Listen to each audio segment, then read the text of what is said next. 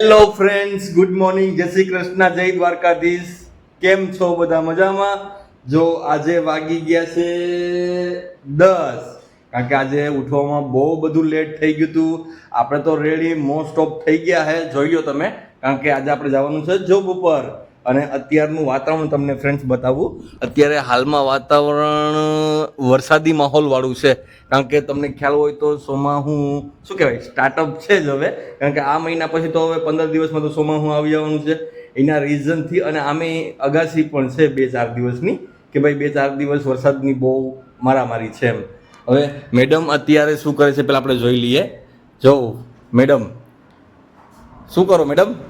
પહેલા તો friends good morning, જય દ્વારકાધીશ, જય શ્રી કૃષ્ણ. તમે બધા મજામાં જશો? જો આજ તો 2 દિવસથી ફ્રી નથી, જેમ કે તમે મારા 2 દિવસ પહેલાના વ્લોગમાં જોયું હતું ત્યારે મારી તબિયત થોડી ખરાબ હતી. ઈ પછી અત્યારે એમ કહો ને કે 2 દિવસથી ઘર સાફ થાય છે, કેમ કે મારા કાકાજીના છોકરાના મેરેજ છે. જેમ તમને ખરીદીને બધું અમે બતાડ્યું હતું એમ, તો હવે મેરેજ છે તો મહેમાનને બધું આવશે, તો પછી શું કહે કે ઘર પણ સાફ કરીને રાખવું પડશે ને. તો ફ્રેન્ડ્સ 2 દિવસથી તો ઘરની કામ શું કહેવાય, સફાઈ અભિયાન કહેવાય ને, સફાઈ અભિયાન. હા, સફાઈ અભિયાનમાં પડ્યા છે 2 દિવસથી, એટલા માટે કઈ બ્લોગ બનતો નતો. આજે જો હાલત એવી જ છે. આ નવાબજાદે બ્લોગનું સ્ટાર્ટઅપ આપી દીધું છે, તમે તો કઈ વાંધો નહીં, જેવી હાલત છે એવી હાલતમાં બ્લોગમાં આવી જઈએ. તો ફ્રેન્ડ્સ ચલો, હવે લાગી છે કડકડતી ભૂખ, કારણ કે અત્યારે જમીને નીકળીએ તો આખો દિવસ જમવું ના પડે, એટલા માટે જમવા બેસીએ છીએ. તમારા લોકોને જમવું હોય તો આવી જાજો. ફ્રેન્ડ્સ જોવો તો અત્યારે જમવાનો ટાઈમ તો નથી, પણ તોય હવે નવાબદાદાને જોબ ઉપર જવું છે ને મારે હજી બહુ બધું કામ છે, તો આજે મેં જમવાનું જ બનાવી નાખ્યું છે. ને આને તો જો ભૂખ લાગી છે, ફટાફટ ખાવા જ મંડ્યા છે. ચલો ફ્રેન્ડ્સ, પહેલા તો જમવા બધાને, કારણ કે આજે મારે સખત મોડું થાય છે જોબ ઉપર જવાનું, કારણ કે 10 ઓલરેડી વાગી ગયા છે અને 10ની ઉપર પણ ટાઈમ થઈ ગયો છે. તો મારે તો ત્યાં 11 વાગે તો પહોંચવાનું છે, તો વધી વધીને 10:30 અહીંયા થયા છે, તો પછી મારે લેટ થઈ જાય ને ફ્રેન્ડ. તો એટલા માટે હું જમવામાં ઉતાવળ કરું છું. હવે મેડમને જમવું હોય તો જમે ને, કે કાંઈ વાંધો નહીં. જો ફ્રેન્ડ્સ જમવામાં શું છે, કેળાના સંભારો છે, બાજરાના રોટલા છે ને રીંગણાનું શાક છે. એટલે આ બધું આ નવાબજાદાનું ફેવરેટ છે, કેમ કે એને રીંગણાનું શાક, કેળા મરચાનો સંભારો બધું બહુ ભાવે છે. તો ચલો ફ્રેન્ડ્સ, તમે જમવા. ફ્રેન્ડ્સ જોવો વાગી ગયા છે બપોરના 11, બપોર જ કહેવાય ને, 11 વાગ્યા એટલે સવાર તો ના કહેવાય. તો વાગી ગયા છે બપોરના 11. મારે જવું છે કુશિયા બેંકે, મારે બેંકનું થોડુંક કામ છે. હવે આ સાહેબ મને બેંકે તો લઈ નથી જતા, એમ કે છે કે મારે જોબ ઉપર જવું છે, અને જોબ ઉપર જતા નથી. જો કેવા શાંતિથી સૂતા છે. શું છે? કેમ શું છે એટલે? જોબ ઉપર નથી જવું? નહીં. કેમ? તું ખવડાવીને મને. ये मुंह से सुपारी निकाल के बात कर रहे बाबा. इसके मुंह में पैदाशी सुपारी है, ये तोतला है. હું શું કરવા ખવડાવું તમને? તું ખવડાવજે. આપણે કોર્ટ મેરેજ કર્યા ત્યારે એવું લખાણ કર્યું હતું કે તું મને ખવડાવજે, હું નહીં ખવડાવું એમ. ચોથા ફેરામાં વાત કરી હતી, ચોથા ફેરામાં તારે ખવડાવવાનું હતું એમ. ચોથા ફેરામાં એવી કઈ વાત આવતી જ નથી. આવે છે વેળે જાય. હા વાંધો નહીં, જોઈ લઈશ. હવે આમ ઊભા થાવ ને, કામ ઉપર જાવ, નતર મને બેંકે લઈ જાવ. કંઈક વિચાર વળ. જોયું ને ફ્રેન્ડ્સ, હજી વિચારવાનું કે ચાલો હું આને ફટાફટ છે ને શું કહેવાય, ઓલા મારા આગલા વિડીયોમાં કીધું એમ નીકળ, એમ હું એને શું કહેવાય કે જોબ ઉપર નીકાળી દઉં. તો ફ્રેન્ડ્સ જોવો વાગી ગયા છે બપોરના 3, અને મેં તમને કીધું તેમ સવારે મારે બેંકે જવાનું હતું, પણ સવારે ઘરે મહેમાન આવી ગયા તો મારાથી જવાયું નહીં.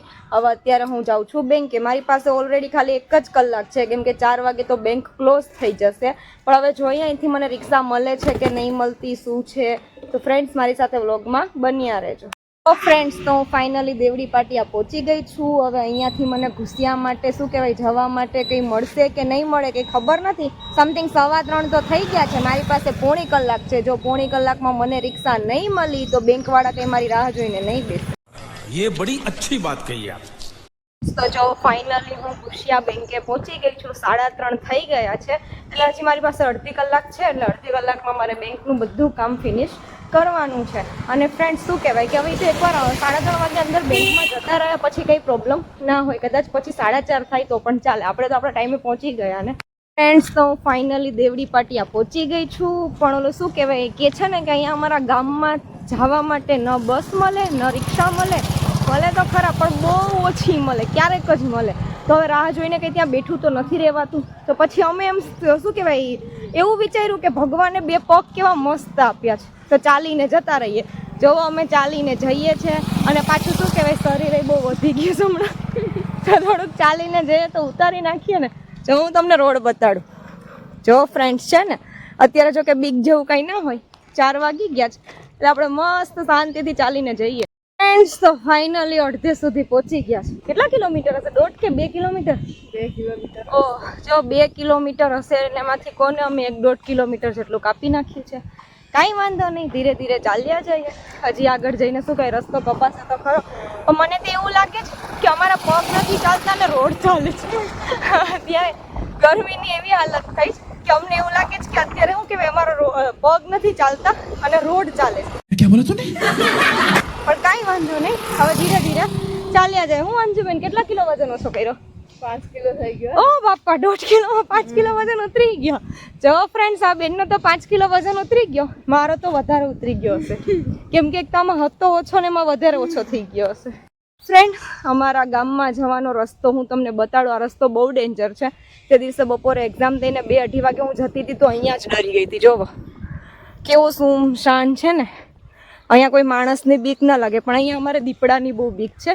હાલતા ગમે ત્યારે દીપડો આવી જાય, એટલે આવા રસ્તામાં છે ને દીપડાની બીક લાગે. પણ કાંઈ વાંધો નહીં, આજે તો દીપડો ભૂખ્યો જ હશે, કેમ કે આનો 5 કિલો ઉતરી ગયો ને મારો શું કહેવાય 7-8 કિલો વજન ઉતરી ગયો, તો દીપડો ભૂખ્યો જ જશે, અમને બેને ખાવા આવશે. હેલો ફ્રેન્ડ્સ, તો જો ફાઇનલી અમે ગામમાં પહોંચી ગયા છે. કેટલી અડધી કલાક થઈ આપણને કેમ ચાલીને આવતા? ફ્રેન્ડ્સ, પૂરી અડધી કલાક થઈ છો, 30 મિનિટ ચાલીને આવવામાં. જો હું તમને બતાડું, અહીંયાથી અમારું ગામ દેખાય છે.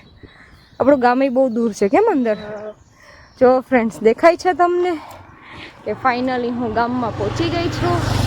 શું કહેવાય, શ્વાસ તો બહુ ચડી ગયો. મને તો એવું લાગે મારો 10 કિલો વજન ઉતરી ગયો. તારો કેટલો ઉતર્યો ભાઈ 2 કિલોમીટરમાં? 10 કિલો ઉતરી ગયો. આનોય 10 કિલો ઉતરી ગયો. તો મને એમ થાય છે કે 10 કિલો ઉતરતા તો વાર ન લાગી, 2 કિલોમીટરમાં 10 કિલો વજન ઉતરી ગયો, તો 10 કિલો વધારતા કેટલી વાર લાગશે? કઈ વાંધો નહીં, તો હું એમ કહું છું કાયમી અવાય.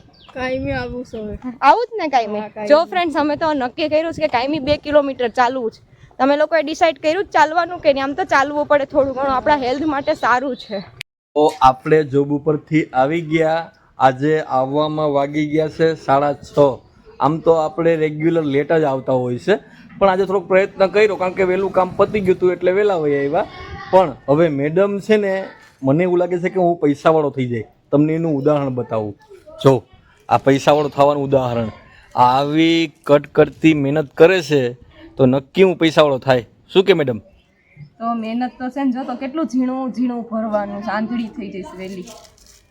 આ બધી પૈસા હાચવીને રાખજો. આવા પૈસા છે એ ક્યાંય આડાવડે રસ્તે વાપરતી નહીં.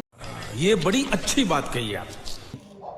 ખાઈ પીને જલસા કરવાનું, ગયો વાંચવીને પછી વાહે બીજા વાપરે, આખું ફોડી હોય એના કરતાં હું વાપરું તો હું વાંધો તમને. તો ફ્રેન્ડ્સ, બીજાને આપણે પૈસા વાપરવા નથી દેવા, આપણે જ વાપરવાના છે. કારણ કે કમાય છે આપણે, એટલે આપણે જ વાપરવાના હોય. તો ચલો ફ્રેન્ડ્સ, આપણે હવે વ્લોગને અહીંયા જ એન્ડિંગ આપી દઈએ છીએ. આપણે મળીએ હવે આપણા નેક્સ્ટ વ્લોગમાં.